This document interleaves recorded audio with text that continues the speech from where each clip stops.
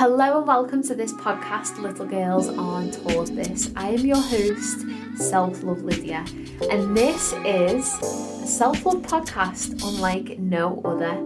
Within this podcast, we will go into all of the things that we should have been taught as little girls that would have helped us feel empowered, connected, and just unapologetic as we grew into women.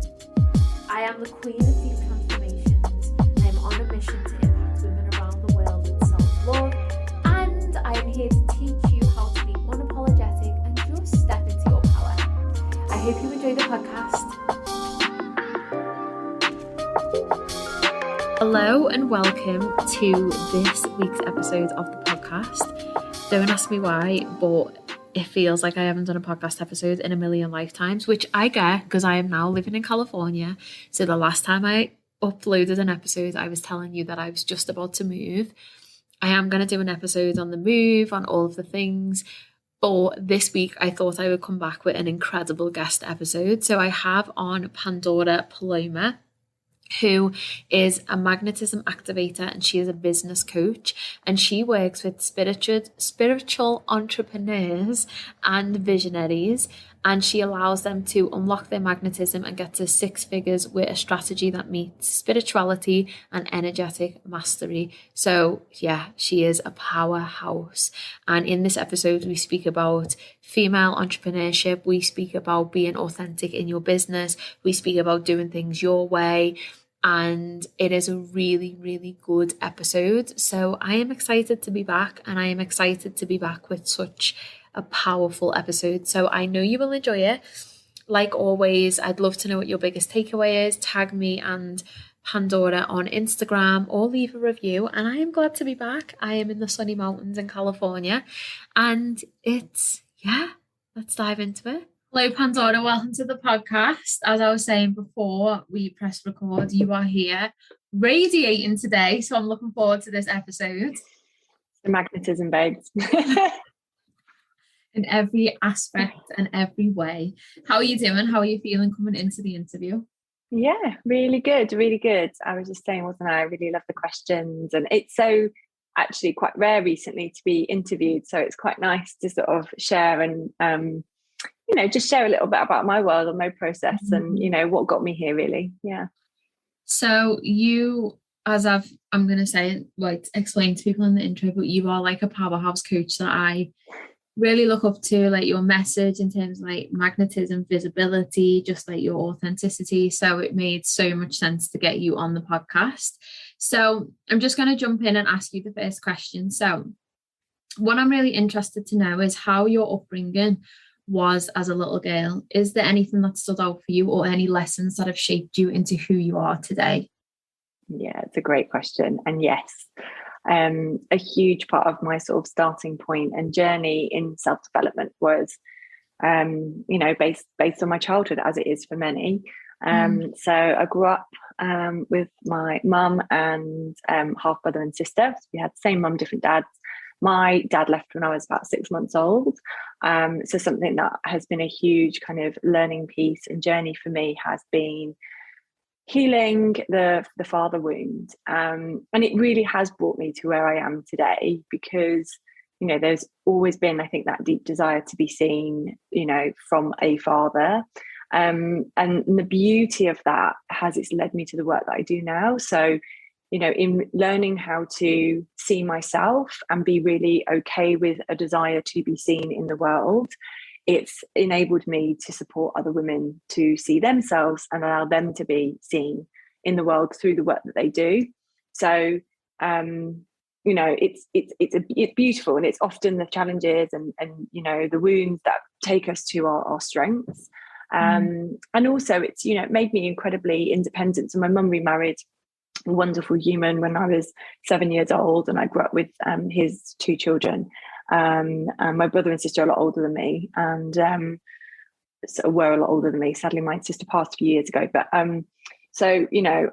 another piece around the childhood thing was like, I definitely always felt like I didn't quite fit in with everyone. And again, that's made me who I am today. Like, I'm really okay with, just really being me. And it's taken me a huge amount of kind of love for myself and yeah, it's been a journey, but again, you know, it's led me here. And then, wrapped in that, you know, as often we see with people with a father wound, we become very independent. And you know, 16, I was like, moved to London, worked my way up to, you know, a really high level in PR. And I've really, again, it's something that I think is kind of the essence of my work, like showing other women that it's possible to have it all, you know, not do it all, but have it all. And I really love that kind of independent spirit that I have. The downside, you know, of course, is that I've had to learn to ask for support, and you know, overwork was a big theme of mine in my 20s. But you know, all of these things have really brought me to who I am today. I love that. And there was two key things that came up for me, is like the father wound. So for people listening to this, like, what can you explain what the father wound is? Because if some people are listening to this and they don't know what that is, I can't imagine where their minds would begin to take them to. Yeah. So, you know, father wound is typically, you know, when we are without that sort of father figure, it can create sort of characteristics, should we say. So in being very independent is one of them. Sometimes it means that we attract very unavailable men. You know, there's this real sort of deep desire to be seen and loved by that father figure that is a very basic human need, you know, for any child and for any human, right? You know, one of the basic human needs is to be loved. And so sometimes when you don't have that kind of very prominent father figure, or you do, but they're very absent, it can create a bit of a wound. And so we can develop things like, you know, reaching and wanting, you know, unavailable men, or we can get very independent. We can often see it in sort of lack of trust and things like that. So kind of the way that it you know, shows up in our lives can be very different person to person, but ultimately it comes back to sort of having a wound around, you know, missing out or feeling that we didn't get the support that we needed from that father figure. Yeah. And what's really interesting as well is, like, do you read like Jungian stuff to, because that seems quite like archetype, what you were saying. Yeah, and definitely.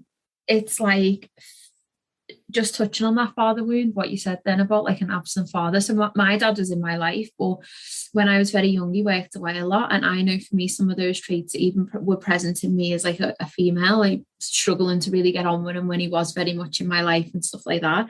So I think it's just so, when you do the work on yourself and you really go into these different parts, it's so interesting how so much stuff begins to come up. But I see you, like you said about one of the other things you said was about not fitting in. When I look at your Instagram, you stand out so much, and that makes sense to me that you felt like you never fitted in, because you are so you. Even like your Airbnb that you rent, it's just such a vibe, but it's so different, and it's really interesting. I think that it can go two ways, can't it? You can either sort of find yourself not fitting in and then sort of almost trying to hide, because there's although there can often be a deep desire to be seen, which again, basic human need. You know, it's like we hide ourselves more, or it can, and I think that, you know, I'll come back to that, or it can go the other way. Now, how it actually manifested for me kind of in the earlier part of my life, I'd say from sort of, you know, mid-teens, moving to London, to kind of mid-20s, really, 27, when I really sort of started developing myself, was that I became very much a people pleaser. So I wore many different hats, and it was you see this a lot with people who don't quite know who they are or don't really feel like they fit in. They end up sort of trying to be all of the different things. So it's like yoga Pandora, and then pipe Pandora, and then this Pandora and this Pandora. And it was sort of so confusing. Internally, I was like a big old mess. I was just really, really lost. But on the outside, it looked like I was sort of holding it together. And I think, you know, from that moment of sort of 27, Saturn returns, so actually it's a decade ago, because I turned 37 in a couple of weeks. It's been a journey of like understanding myself, accepting myself, allowing that expression of like, this is me and I'm okay with it, you know. And the more and more and more that I've invested in myself and that self-development journey, the more of me I feel. So even my bestie will always say like, you've changed. I'm like, yeah, but I feel more and more and more like me all the time, because I'm shedding the layers of who I've been told to be, whether that's consciously or unconsciously. and becoming more and more of myself. And that's, that's why I do what I do for women, in business, because it's the more and more that we allow ourselves. That's where our magnetism lies, when we're bridging that gap between who we're presenting as to the world and who we truly are.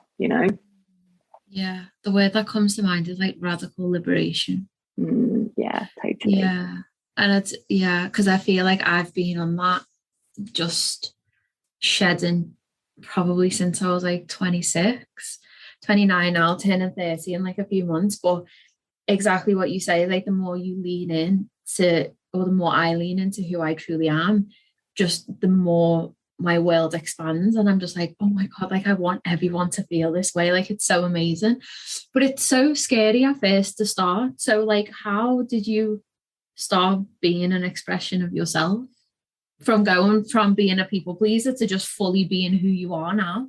Yeah, so a big thing for me was that I think I've always been very sensitive, very intuitive, very spiritual, and I suppose dimmed that part of me for a long time. And then when I hit sort of 26, 27, I was always like someone who would buy Vogue and buy Zest magazine, if anyone remembers that magazine. And I think, I started actually, I was working as a PR director. I kind of made it, had a really good salary, bought my first flat, kind of on paper had all the things. And I realized that I really wasn't happy internally. And that's where I kind of started allowing myself to explore the Zest magazine things that maybe I would have done kind of behind the scenes a little bit more. So I started going, to more yoga classes and doing, looking at going to different talks and just really sort of exploring that side of myself that I knew was in there, but I maybe hadn't kind of fully given permission to sort of be experienced and be seen. And that was sort of the start. That was the start of the journey for me, and everything just topped itself up from there. It's a very humbling experience, I think, when you break down who you think you are or who you think you should be, and actually then find who you actually are.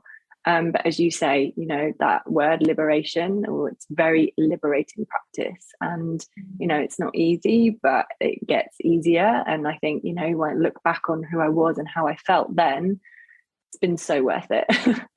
Oh, so worth it. And isn't it just amazing, the thought of being like a cool ass older woman and you just like so unapologetic and you just don't give a shit. Like I love the thought of just being that grandma in her 60s that's just like, I literally didn't care. Yeah. And it's such a beautiful journey to witness in yourself. Like I remember probably like in, let's say early 30s, I just started the business and I used to do a bit of food catering, and I catered for a friend's yoga retreat, and at the end of dinner they started chanting and they brought the drums out, and I remember sitting there and just freezing, being like, I can't sing in front of these people, they're strangers. Like I was at full blown dysregulation. And then a year later did the same thing, and I was there on the drums like singing, and I remember in that moment remembering myself a year prior and being like, I'm witnessing myself and my journey of expression and acceptance. I don't care now. I don't care about what my voice sounds like and how terrible I am at drumming. I'm here and I'm present, so it's a beautiful journey. I love that. And you've just touched on it a little bit, but another question I want to ask you is, tell me about your journey to being self-employed, because I think this is really interesting in getting like female coaches and entrepreneurs onto this podcast. One of the things I always want to give the listeners like is that transparency, because it's not easy being self-employed. It's not easy. And like I've had conversations with people in the past and they're like, well, you just decided to quit your job and it was easy for you. And I'm like, no, it was not easy for me. So this is a really interesting question that I like to ask. So how did you become self-employed? Like the day you decided you wanted something different, how have you ended up as this like incredible magnetism activator and coach for women? So hitting that sort of 26, 27, I'd quit. I don't remember. I was working at Selfridges and I had already got the kind of the hunch that this wasn't what I was made to do anymore. And I went to work for a different company. And then I worked there for I think a couple of years. And then from there, I got headhunted for another company, and I was working in beauty at the time, like beauty and fashion PR. And I remember sort of, going for this interview and being like, yeah, okay, this could be the thing. It was sort of more corporate, global stuff. So like Volkswagen, Radox, I worked on QVC. So like very different to what I'd done. I thought maybe this is it. Maybe I just need a new challenge. Got there, did my 6 months, passed my probation. And the day after, I handed in my notice. And I had to work another 3 months. Oh, wow. And I knew at the time, I was like, okay. So what had happened was I'd met someone who was looking for a freelance PR, and the business was between Ibiza and London. So she would manage Ibiza clients and I would manage UK clients, but we would kind of very much, work together. And I knew that was the step, because I needed to free up some space and time and be able to work from home, because I knew that I wanted to train as a nutritionist. And so the transition was that I was still being paid, but able to free up some time, obviously, to pay for the course. So I mean, gosh, that was a 2-3 year course. I think I probably did like 2 weekends a month, sometimes all weekends training, because I was then training in yoga as well. So I kind of gave up my life for a bit in order to retrain. And then my business actually started as, just before I'd qualified, I was doing supper clubs. They were a thing. They were a real trend for a while there. And then I started doing kind of food delivery for photo shoots, because I had a lot of friends who were like, oh, we're on set all day and the food's really gross and I always feel horrible afterwards. And I was like, you guys need some like really, really healthy food for shoots. And everyone was like, yeah, this is the thing. So the business started with teaching yoga, food delivery, sort of catering, and then my supper clubs. And then from there, once I'd qualified, I got straight into kind of intuitive eating. And actually very quickly after that, this is where the kind of life coaching piece came in. So I really identified that it was not about how we were eating, it was about how we were living. And so I did like an online transformational coaching course. I'd done so much in terms of like, client management and how we work with clients and, safety and things like that. So I sort of did this course to kind of just educate me on that life piece that I really felt was strong in kind of how I wanted to coach. And then that was it. So that's what I really became known for in the beginning, was intuitive eating and living. Wrote a book. So yeah, it was a real transition. And actually in those early days, I was still doing a little bit of freelance PR work. So I had a couple of clients that paid me retainer, again, supporting me to kind of be building the business. It was a real transitional piece. It's not like I just, said, oh, I'm not going to do that anymore, and then suddenly was earning 6 figures. It didn't work like that. But, it was a transitional time. And then once my book was published, I naturally was being asked about business coaching. I think people were seeing my own marketing and visibility ultimately, and knowing that I sort of knew mindset, and so that kind of naturally happened. And then I sort of did both for a little while, say probably a year or two, and then went kind of fully into business coaching 2-3 years ago. Oh wow, that's amazing. And I love, it's like the breadcrumbs are always being left, aren't they, by the universe? I always say this. And a lot of people who I know who are coaches, and just pulling from my own experience, I started off as a personal trainer, and then like quit the probation service because I was just so done of dealing with like crime every day. So then went to be a personal trainer. I had no idea where I was going to end up. And then people were saying to me, you should just be like a therapist, or you should just do like self-love masterclasses. And it was just literally following these steps and then following the next one and taking another risk. And then you just, one day you wake up and you're like, wow, I've got this whole like business, I've got clients, like I'm a coach. It's really interesting. But for people listening to this, what would your advice be to them if they want to start their journey, or they're feeling they're a nudge to go into something else? Trust, self-trust. I believe everything leads back to self-trust, and really trust the timeline as well. There's something around like, will I be ready? I believe that we create readiness through experience. I don't believe we're ever really ready for things. And how ready do we get to be? Like, we become ready when we experience things, just like we build the capacity to hold more, to be in overflow. We build the capacity in our nervous systems when we're gradually, day by day, building that capacity through experience. So, trust the nudges, trust the timeline. And for me, kind of really, and I suppose this is sort of bigger lessons that I've learned along the way, but like, trust that, or know that everything is first built in your inner world. Like being ready is built in your inner world, and then we experience in the outer, so it's a real game of trust and following those breadcrumbs and trusting that the nudges that you get are true and true for you, because the logical mind, the inner protector, might be like, oh, really? That sounds a bit scary. Are you sure you want to do that? What will people think? And I found that the more and more that I've just trusted in, like, I know that this is right because I feel it in my body, I feel it in my heart, my body's saying yes. It's always working out for me. And that's actually one of the codes that I live by. Like, everything just works out for me. I'm lucky like that. And it's something that for me just feels super playful and, it keeps life a little bit more lighthearted. I love that. That's such a nice code to live by. And when you said it, like, your face lit up as well, which is so nice.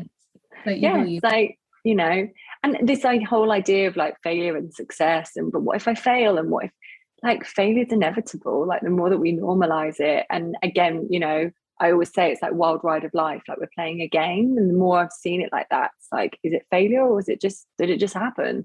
Has it, one no is closer to a yes, and one failure gets you closer to success. Like, it's all just part of one big game and learning experience, that we get to play in life. Yeah, I definitely think as well, you can't have one without the other in business, or like taking any type of risk in life. And I definitely feel like every time I've experienced a failure, it's kind of made me redirect or reconnect with myself, which has then led me to something else. But when you were talking about nudges, I was thinking about, and you were talking about like the logical mind and stuff. I remember when I felt the nudge to like, I just felt like I'd grown out of self-love coaching, and there was a whole like letting go process with that because it was really difficult. And then I remember saying to people like, I think I want to transition into business coaching, and people were like, you don't know anything about business, like, you've not got a degree, you've not got any of these other things. And then I started doubting it, go, well, yeah, maybe I don't know anything about business. And then I remember someone who followed me for a long time dropped me a voice note, and she was like, oh my God, like, you know so much. And all it took was for that one comment to reframe everything. And I was like, oh yeah, like, I've actually built 2 successful like brands. I know about marketing, and like, it doesn't matter that I haven't got a degree in it. And it's also as well, like, if you're listening to this, it's like, don't listen to other people, like, very much just tune in and listen to yourself. Like, it's so important. Yeah. Self-trust again and again and again. Over and over. So what are the main lessons you've learned along the way? We were talking about failure and successes. What are some of the main ones that you've learned to grow in your business to what it has become? Yeah, I think knowing that everything starts in the inner world. So mindset is key, and from allowing the mind to see it's possible, we get but I find personally in my practice, once we can get the mind going, okay, yeah, it's possible, then we get the body on board. The body tends to be a little bit slower, and everything will fall, into that. Energy, energy is everything, ultimately. And I think it took me a little bit longer to understand that piece. But my energy is the most important thing. Like, me having the energy to do the things that I want to do and build the life that I want to live, and have time for the people that I want to have time for, is the most important thing. And I feel like it's sort of one of the things that certainly in the world that we live in, where kind of that hustle culture is, up there, we don't think about our energy. And if we're constantly depleted, then we're not in our kind of flow state. So, really that protection of energy, I feel like it's been one of the biggest things that supported my success. It means that my world has got a little bit smaller. I don't see lots of people, and I'm not out and about all the time because I don't have the capacity for it, nor do I have the desire for it, knowing that actually as I've expanded more and more and more, what's most important to me is a lot of the sort of simpler things. yeah, no one trusts the timeline. Everybody's on a different timeline. And I've definitely felt along the way, like, this person's like been in business the same time as me and they're doing all these things and I'm not doing it. And it's like, there's just some stuff I had to learn in order to get there, and a lot of the time you end up sort of surpassing, certain people that you once looked up to, because again, everyone's on a different timeline. So it's really trusting that timeline. Have you ever got caught up in the numbers game of being a business coach? Yes. Yeah, I have. I think last year was an interesting one. So the business, we went into multi-six figures, but our profit margin was quite low, and it was an interesting experience for me because I sort of felt this like real like elation of like, wow, we got here, but this sort of slight disappointment that I hadn't been able to manage those numbers in a certain way. But from a business point of view, there are simply months and years where you're building and you're investing in certain things to get the business to a point. So from that point, you're able to really kind of scale. And, there are things that I maybe spent my money on within the business that didn't really give us an ROI, like a return on investment. But again, there's no winning, there's no losing, there's no failure, there's no success. It was all just a big, juicy learning for me. And yeah, I feel like now I feel like the industry is massively changing, and there's a huge kind of divide with certainly in the coaching industry, where there's like, we focus on numbers and numbers only. And for me, I definitely know that I played a little part in that to some extent. And I still think that actually having numbers as a bit of a framework can be really helpful. So in my masterminds, there's, upcoming 3 masterminds based on the different scales of business. It makes it easy to navigate. However, for me, it's not what I now lead with, because ultimately I'm more about who you're being and your living embodiment of your work that ultimately is going to help you get to those numbers. But the numbers doesn't get to be the focus, So yeah, I think it's something that can be quite dangerous territory. And again, because you have to trust your own timeline. I have clients who get there in 6 months, and I have clients who work with me for 2 years. Everyone's on a different timeline, but ultimately it's the devotion to your vision always. What would your advice be for those clients who have worked with you for 2 years and are still building the foundations? Because I also feel like as well, like my boyfriend's got his own business. He started it when he was 19. I think when he was maybe like 22, 23 is when it just went woof, and in terms of sales. And he always used to say to me, it's not about just coming in and thinking a year with an online business is a long time. Like, it's not. So how do you advise clients who maybe are feeling disheartened or feeling like it's taking them a little bit longer? Yeah. First 2 years are always the hardest. Fact. First 2 years of business are the hardest, because also a lot of the time you're that's the space where you're building your evidence that you are in fact able to do what you desire to do. You've got to build that evidence. And so just keep trying. And I think what can happen as well is that we try one thing and it doesn't work, and then we make that feel like the failure, and therefore we can't do it again. And business is a constant shifting, tweaking. It's the smallest things that we shift and tweak that often have the biggest impact. And so, if you're there, it's like, are you working on your business as much as you're working in your business? We can be in it and really focusing on the stuff that's not really going to shift the needle, versus zooming out and looking at, okay, well, what could be the thing that we focus on? And for me, visibility and the foundation of visibility. So really understanding that mission, the why, your messaging and your marketing is the one thing that will consistently give you a return on investment, because ultimately your presence is what enables people to connect with you in a service-based industry. And for any other industry, it's go back to that. What are the learnings? What worked? What didn't? What worked? What didn't? And keep building your evidence. One of the things, it came up to me to ask you your opinion on this, but I was listening to a podcast yesterday with Stephen, and I don't know if you've listened to it, Diary of a CEO, and he'd done an episode with it was like the founder of Brewdog, like a a beer company. But anyway, at the end of it was an amazing episode. And at the end of it, they said something interesting. They were saying, like, in the startup years of any business, they were saying I would not recommend people to invest out, like learn everything yourself. And that really pricked my ears up, because I was like, that's very different to what you hear in the coaching industry about saying you don't a genius, invest everything out. So what do you think on that? Like, what's your take on that? I've actually just recorded, it's going to be live today, an episode for my podcast, which is the 3 surprising things that have helped me scale my business. And the majority of them have been the things that I've insourced or have outsourced and then decided to bring back. Things like sales calls. You know, like a lot of people say, scale, right? You've got to outsource your sales calls. That's the thing I love the most in my business. Like, I want to connect with you from the get-go. I want to know who you are, what your vibe is, what you're about, where you want to be.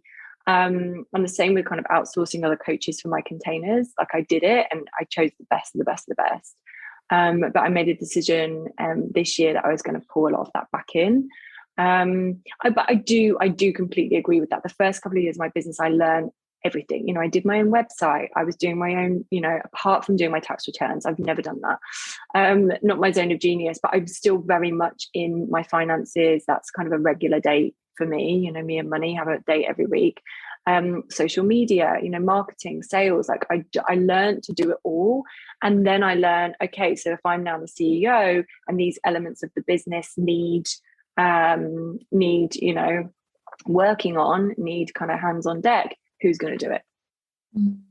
Yeah, I definitely think there's truth in it, and then there's also feels like there's some areas where you could outsource. But I think the point of, we were saying more so about like marketing, because you're messaging your passion and tweaking that and coming back and you being the voice of it. I thought that was very interesting, and I've not heard that perspective before. So I just thought I'd ask you what you thought.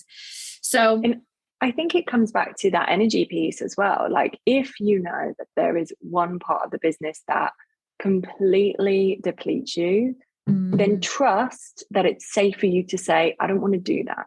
And I'm going to ask someone to come and support me in that.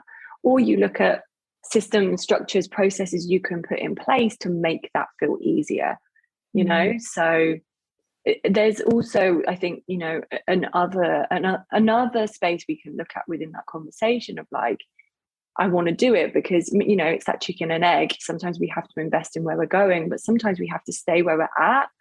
And it's just a case of putting a system or a process in place to make that easier. Yeah, I like that, staying where we're at, because I constantly feel like I've always found this, like, at the goal in business, hit a goal.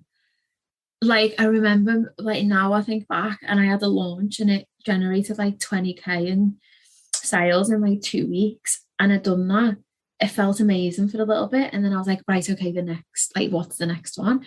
And actually, upon reflection, what I needed to do was just sit in that space and not think about the next up level, the next investment, the next this, and just be like, oh my God, what's working? Let me take stock of everything that's working right now. Yeah. Integration is just as important as activation, always. Oh, that's good. I like that. So something you do so effortlessly is stand in your truth, which I've said because it is, you are amazing at it. And you use your brand to encapsulate that part of you. So why is it important, do you think, for online visibility and presence and just being a woman, like, in general? We're not just doing it for us. Like, we are doing it for women of the past, our ancestors who didn't get the chance, the women in the world who still don't have the chance, and also future generations, you know, to come.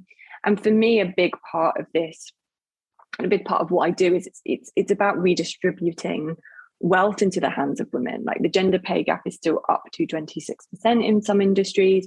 11% of the world's millionaires are women, which means there's 89% men. It's like there is still an imbalance.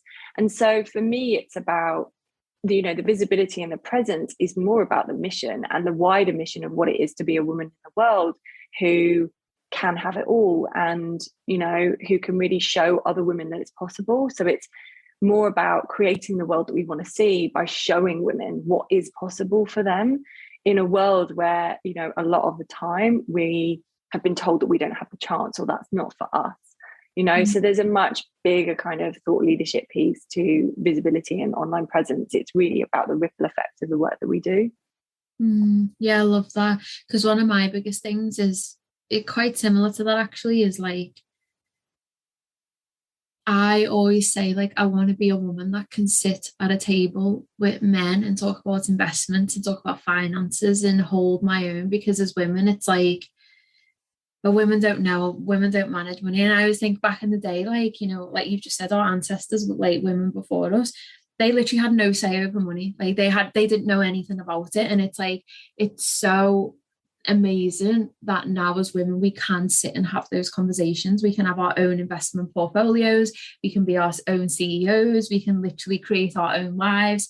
And we can just love the fuck out of that and be totally unapologetic with that. So your mission like sparks something in me thinking about my mission, and I think that's what makes it as well for me.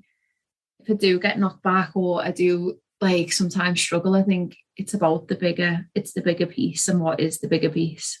Yeah, it's about giving women choice ultimately. So last year, just over a year ago, we lost our childcare really suddenly. I'm a co-parent. I run a house on my own. I run a business on my own.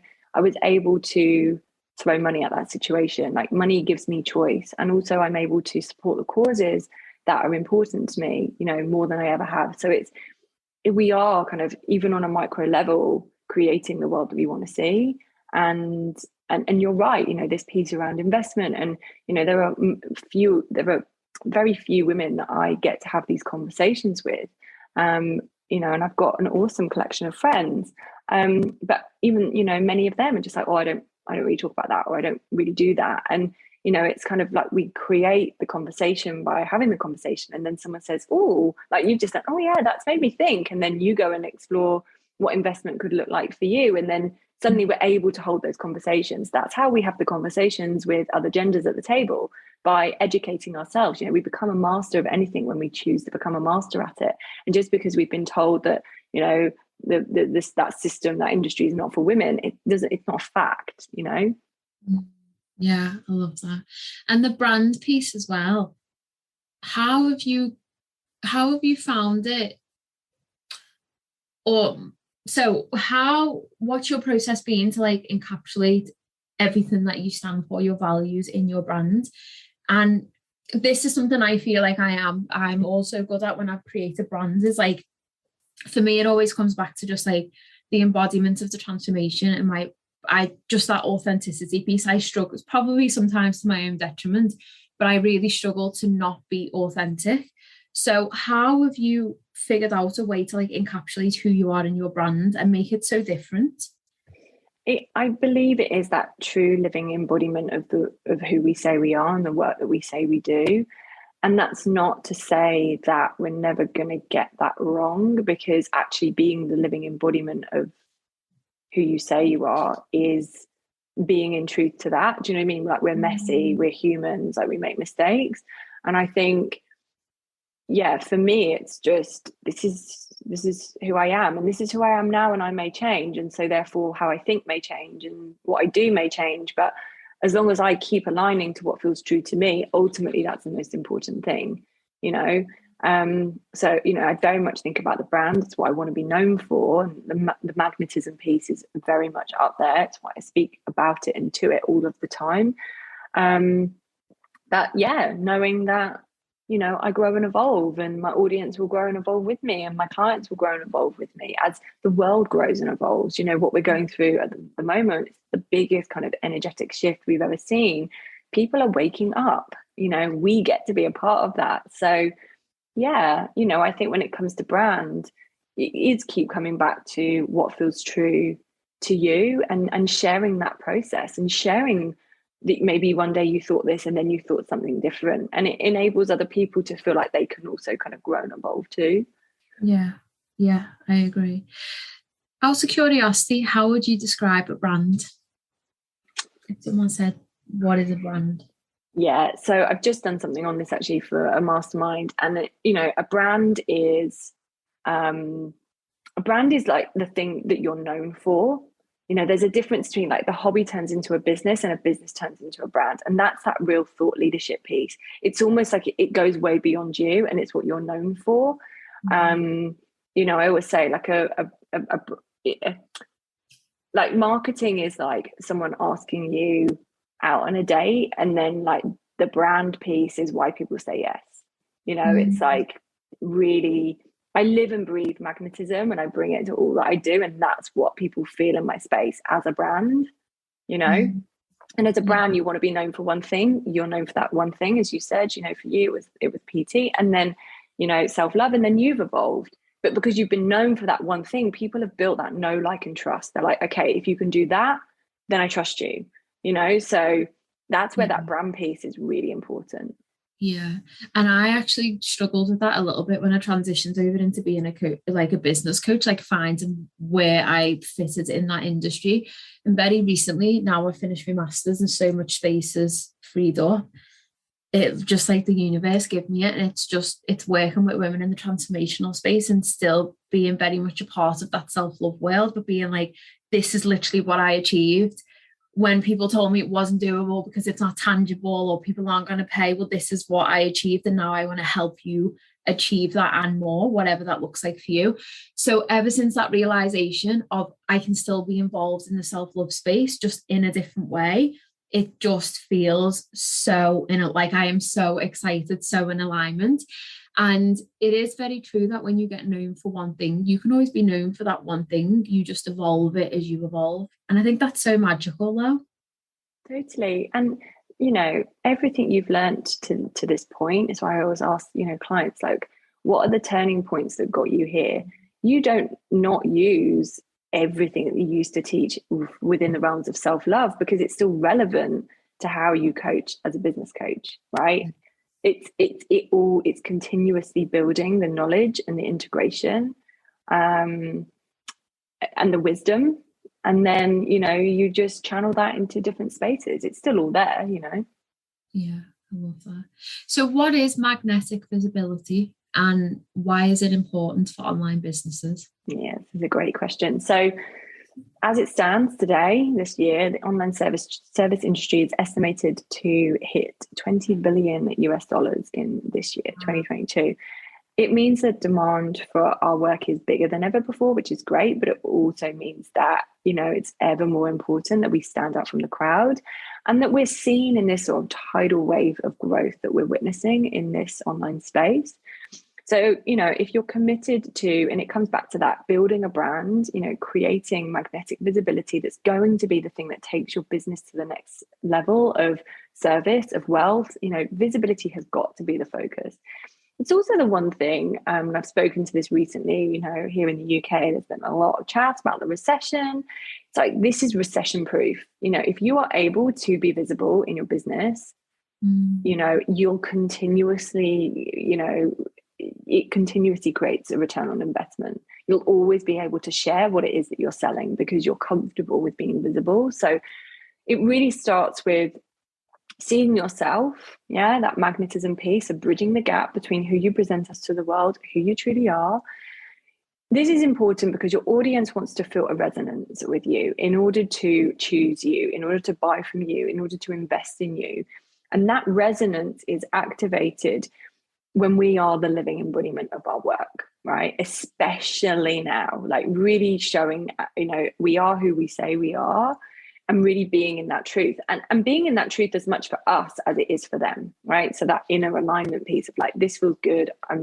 This feels alive for me. This is what I want to share versus I'm going to do it because someone else did it and it looked good. And that's super important right now because within the online space that, we know there's a lot of smoke and mirrors, And so I think people are really, they're smart to that. And they're like, actually, that's bro marketing. It doesn't make me feel good. It's like, how are we speaking to people in a really empowering way? So we're kind of meeting them at their highest and serving them at their highest. So for me, the way that I use this, so I come from a comms background. So when I talk about like strategy and messaging and marketing, like I really know my shiz. I did it for a long time, you know, up to this year, it'll be like 20 years that I've been kind of actively doing it as a PR, or certainly using it in my business and helping others do the same. And my structure is spirituality meets strategy. So the strategy piece is the foundation from which your business grows. Framework, messaging, marketing, your scaling strategy, and all of the different elements within the business. And then obviously creating your unique blueprint to stand out online, and then building the confidence to show up. And then the spirituality piece is embodying those like magnetic energetics. So really understanding energetic mastery, living your values, understanding alignment, and that true living embodiment of your work. So that's it. That is magnetic visibility. It's like an inner game meeting the outer game of like really understanding business and strategy and messaging. But ultimately magnetism comes from you. You know, it's you being that embodiment of your work. So how would you talk to somebody who said, but like Pandora, the engagement at the moment, I just don't like reels, like I'm just not getting the reach. And because one of the things when you said about how much the online coaching business is making, or the online space, for me, I just got like that woof, like that zoom out effect. But I know a lot of people tend to like really zoom in and just look at the engagement piece. So what would your response be to that? I just don't believe that engagement means anything. You can have someone who has huge numbers that is creating content that's just not serving clients or serving their audience, that's really not giving value, that is not converting. And you can have someone with lower numbers, you know, perhaps less engagement, that is, you know, has a thriving business. So we have to separate those things. You know, like, is there someone in my community, whether that is 5 people or 500,000 people, who would be in a space to work with me right now? Yes, you know, of course we know that there are people out there in the world who we can serve, and how we find them, you know, it comes with various different strategies when it comes to visibility. But yeah, it's not about the numbers. Across the board, engagement is low right now. Is my business failing? No. You know, are people still buying? Yes. And that's where that kind of really understanding, like, what are you saying? This isn't just about, you know, oh, I'll do a how-to post and then I'll do a post on my story. Like, those days are gone. It's about, what do I want to be known for? I'm a thought leader. What am I saying? Why am I saying it? Why is it important? You know, so like really investing your time and energy into like, what am I here for? And what do I really want to say, versus following, you know, the herd of people that are kind of saying the same thing, you know, doing it and doing it your way, you know. So I'm going to use affirmations as an example. We all know affirmations are great. They're really helpful, but also we've got to be doing other stuff to kind of allow those affirmations to actively be, you know, support us, i.e. subconscious reprogramming and things like that. So you might be like, oh, everyone's talking about affirmations, and yeah, so, you know, here's some affirmations to help you with your money mindset. Or you could be the person that's like, to be honest, I tried affirmations and it sucked and didn't do anything, but here's the way that I found that they've really worked for me. That's going to make me be like, boom, I like you. Yes, let's chat. Do you know what I mean? Like, be real, like actually say what you want to say. And, you know, that's going to be the thing. And it's often the thing that we fear the most. And I think we get to do it in a loving and gentle way. And again, you know, don't follow numbers. Some of my content that's got really low numbers has been the thing that has got 3 people in my inbox saying, hey, have you got any space for your, you know, expansion accelerator mastermind? And then stuff that's got amazing engagement, you know, hasn't brought in new clients. It's, you know, we're always, I feel like I say this a lot, but I'm going to say it again because it's really important. And, you know, for anyone listening in the audience, it's just like, okay, this is good.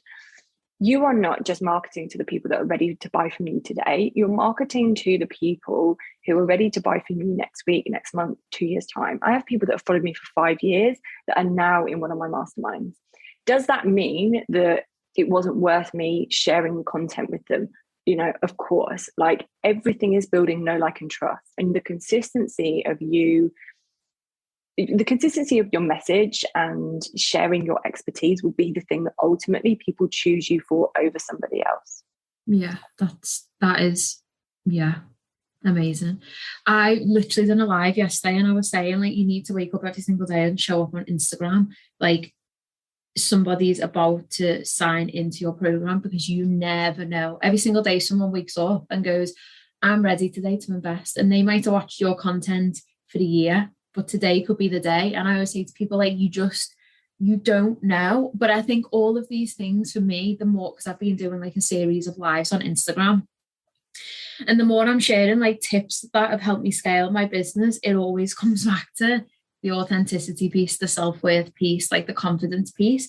And I feel like I'm banging on about it, but it's so important, because the more you are authentic online, the more you can just show up and be like, I'm going to talk about this offer 4 times today and I don't care, because someone needs it and it's incredible. And it just changes the energy of the sale, everything. And it's so important. And detach yourself from the story that people will only find you and want you when you are showing up. You know, like, there is also space for 2 people to be having a conversation somewhere in the world, and you are recommended, and that person lands in your inbox on a day or a week where you've decided you're going to go on holiday and not sell. Like, we really attach, like, you know, as long as I'm selling, as long as I'm here, people want to buy from me. But there are also so many other ways that people get to find you. A podcast that you did 2 years ago that they listen to and they're like, oh, yeah, I like this person, I'm going to go and check out their work. Like, we really get to detach that, and also, you know, separate ourselves from, you know, separate our worth from that version of success. You know, like, we are, you know, by living, breathing beings, worthy of all of the things. And sometimes when we're like, I've got to keep doing this because then I'll be worthy, it's like, no, you are worthy just as you are. You know, so it's a very complex space. I find the online space. People can find you all the time. That's it. All of the time. I had a question about spirituality and self-love and the fundamentals of your business, but I feel like you've just touched on that with the conversation that we've had. But it's interesting because when I first got the download to transition over to a business coach, I was just driving in my car and I got this download, and it was spirituality. No, it was self-love meets spirituality and strategy. And I was like, oh, that's good. Like, they're the fundamental things that have helped me. And I think just by that conversation, again, you've just said it's for you, it's strategy and spirituality. And I hope it's people listening are realizing that 2 parts or the 3 parts, depending, are very important. The internal and the external. They're so important. Yeah. And also, you know, for me, when I think about spirituality and how that supported me in my life, in my business, it's how I live. You know, my shamanic practice is how I live. My being the living embodiment of my work, being devoted to self-development for myself and also holding that space for my clients. You know, it's how I live. And it all comes down to self-trust and knowing that we're part of something way bigger. You know, so when I doubt myself, when any clients doubt themselves, I'm like, that's where that spiritual practice comes in. Like, we're part of something way bigger and the quantum is limitless. Like, let's not think limited here. There's always a solution. And also for me, I think spirituality and the realms of spirituality, it has me increasingly respectful of the cycles of life, you know, the cycles of the year, my own cycles, connection to nature, connection to the elements, respecting others, treating humans with kindness, understanding that there's no separation. Like, it's really how I live, as much as like it helping me build, you know, a version of success that is true to me. I think it will, but again, I'm guessing it would be hard for me and for you. It seems to just go online and sprinkle spirituality into marketing or messaging. It's because I don't talk a lot about spiritual practices, but I don't feel like I need to, because it's so different for everybody. But it's just a part of who I am. So it's like it's not something that I need to overshare about, but it's so much bigger than me. And it really, in business, the spirituality piece, it's more just about, it allows me to zoom out, like you've just said, and be like, oh, okay, well, this is actually not big because the world is like literally we are just spinning in space, and it's just so irrelevant what I'm in my head about, and it really anchors me, and it's amazing. Yeah. So lastly, what's a lesson you wish you were taught as a little girl that you had to figure out on your journey? Yeah, it's a great question. You're going to love this one. Love yourself. You know, I believe that behind everything in my life, my love life, in my business life, as a parent, like behind everything is love. And I feel like building a business, it means the hurdles that we overcome and the levels of success that we find, you've got to love yourself more. The challenges are real, but the magic is always in how you handle them. And I find that you handle them the most when you are loving and accepting of who you are and where you're at. You know, getting more clients behind that's loving yourself, building the confidence, it's loving yourself, you know. And I truly believe that behind everything there is either love or fear. And I know it sounds really cheesy, but, you know, choose love. What is self-love to you? Putting myself first, being very clear with what I'm available for and what I'm not available for, internal boundaries as much as kind of external boundaries. So like the standards that I hold myself to, that I expect of others, you know, self-care, swimming in the sea, you know, hugging trees, eating well. Just, you know, a big part of what self-love is for me, I think so certainly in the last 18 months to 2 years, has been really finding a rhythm with how I work and how I live, and sort of the cycles of life and the cycles of my business. So, you know, I used to be very like next thing, and I'm just so much slower now, and I have so much more space, which means that I enjoy life more, which means that I'm more in my flow state. And, you know, everything has come back to like, does this feel loving to myself right now? You know, forcing something, no, okay, it doesn't feel loving. What would? You know, and self-love is as much as about kind of a choice to make things easier, and not be so hard on yourself a lot of the time. So yeah, I feel something's really shifted for me in the last sort of year, which is I've expanded in a way, you know, and I know there's more, and it feels really exciting, but, you know, I'm sort of sat here being like, wow, like look where I've got to. And actually in some ways I've changed, and actually the other ways I've not changed at all. Like the simplest things make me happy. And so the more that I have really expanded, actually the less I need in life, because I'm just so full in general, in life, in general. And I see this a lot with my clients. They hit these sort of major milestones and they're like, thought I was going to feel something different, and I don't. And actually just kind of feel, you know, like I've got clients who are like, they'll be sweeping the floor and they've had like their best month in business, and they're like, just feel really content. Like it's almost like that stuff doesn't matter, but it does matter, and it's a nice to have, because ultimately if you can feel really content sweeping the floor, that's the kind of key to life, isn't it? You know, just finding beauty in everything, including the mundane. That's really ultimately, you know, what we're here for. I love that. Peaceful. Thank you so much. It's been a pleasure to have you on the podcast. Oh, thank you. For you to share your wisdom. So where can people find you? And you've mentioned, you said you had 3 masterminds coming up. Like, is there anything coming up that people can work with, any one-on-one, but anything else? Yeah. So you can find me on Instagram at Pandora Paloma _. We have, so in September is our kind of key launch. So we have 3 sort of masterminds. The magnetic business method is for people quite new to business, brand new to business, sort of building to those sort of that first 2-year milestone. And then the expansion accelerator is anyone looking to get to 6 figures. And then the divine dimension, which is the working title, because we might change the name, is for people who are at 6 figures looking to scale to multi-6. So it's very kind of clear, wherever you're at in business, there's something for you, and they're all 6-month masterminds. Oh, they sound exciting. Well, thank you so much. It's been a pleasure. Thank you for having me. Take care me. of yourself.